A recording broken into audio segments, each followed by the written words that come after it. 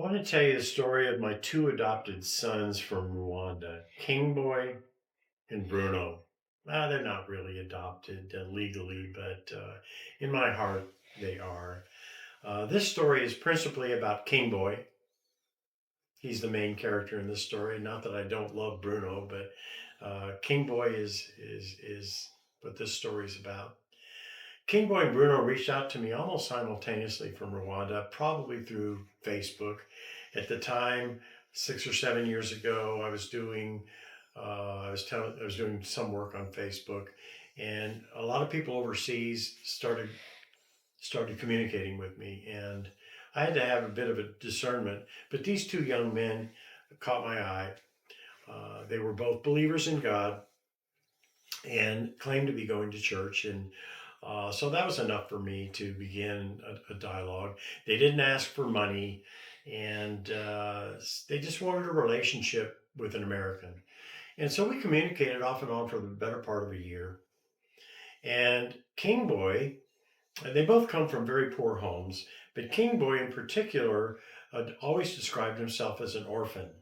He never knew his mother and father, or his father in particular. His mother died early, but he was raised by his grandmother. And his grandmother was quite a bit older than he was. When I met King Boy, his grandmother was in her early 80s. And so she was raising him and taking care of him, providing shelter, cooking for him while he was going to school. He was in secondary school, what we call high school here in the West, or not in the West, but in the US. And he was just completing his next to last year. So he was getting ready to go into his senior year, he and Bruno both. And economically, they were struggling because of COVID to get the school fees to go into their senior year.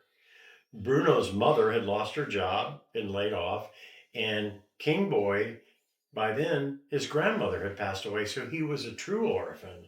So he's getting ready to go into his senior year, both of them, and they needed $200 for school fees to complete their senior year.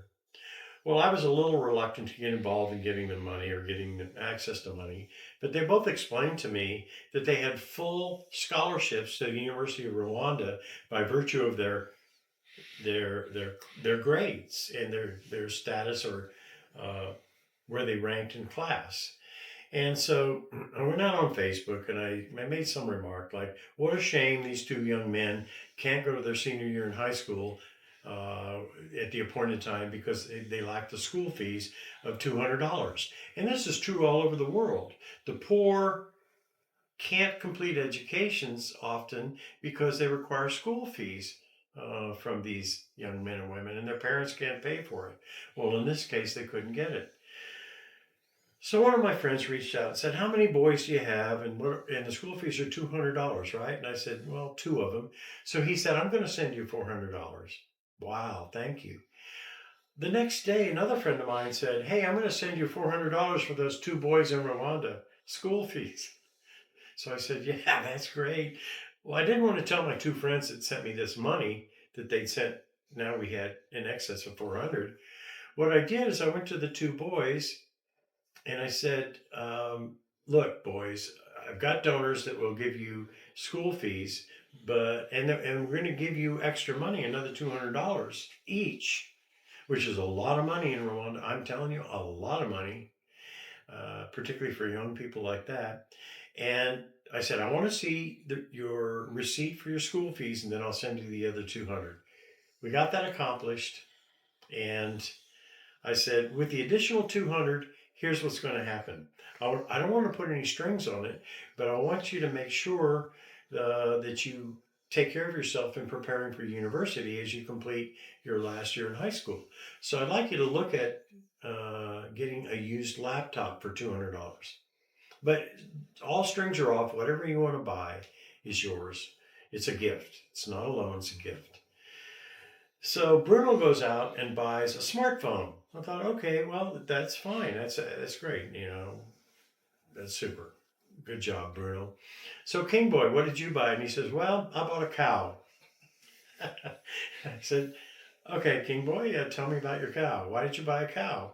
And he said, well, I bought a cow because you teach entrepreneurship, and I figure a cow can provide milk, which would be food for the family, my grandmother and myself, and also we can sell the excess milk.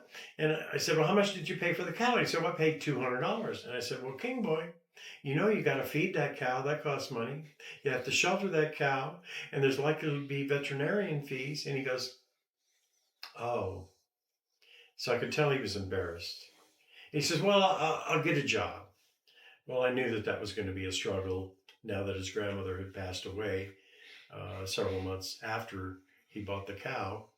And so I got a hold of him one day, and he said, hey, I solved the cow problem. And I said, how did you solve the cow problem? And he says, I'm naming the cow after you, Jim.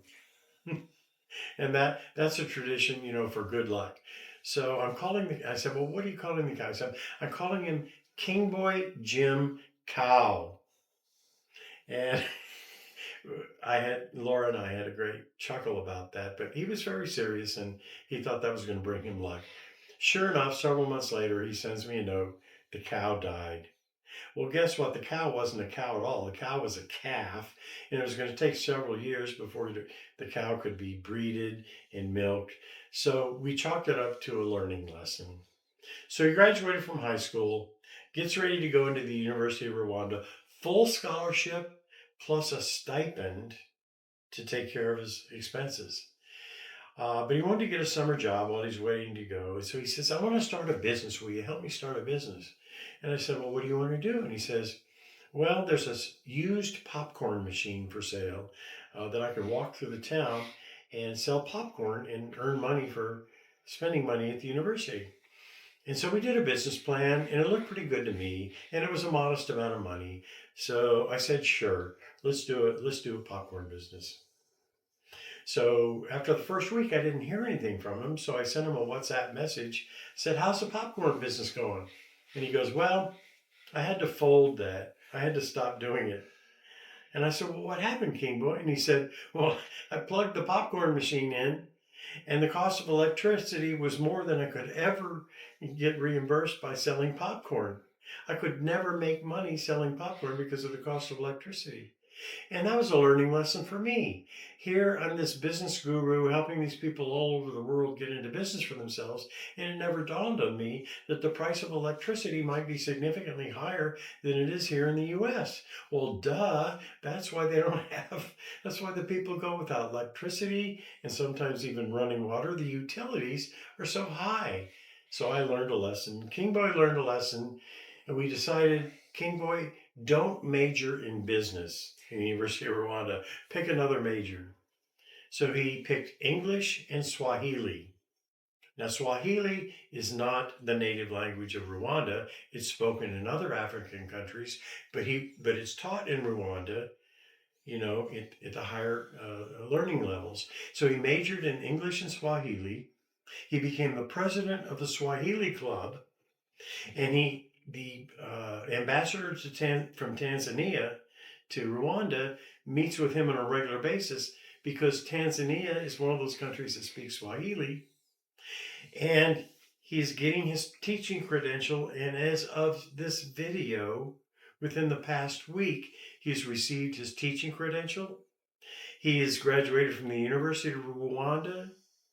He is interviewed for his first job at a Christian school as an assistant teacher. He competed with 8 people, won the competition, and as of several days ago, started his first job after graduating from university. He is now the assistant teacher at this Rwandan Christian school. I'm so proud of this young man. Can you imagine being an orphan, responsible for your own well-being in your senior year in high school, and then graduating from university? I'm so proud of him. I'm also proud of Bruno, and I'll tell you the Bruno story in another video. King Boy, it's a joy to be in your life. I'm so proud of you, and I know you've got a wonderful career ahead of you, and I'm so blessed to be part of your life. Thank you.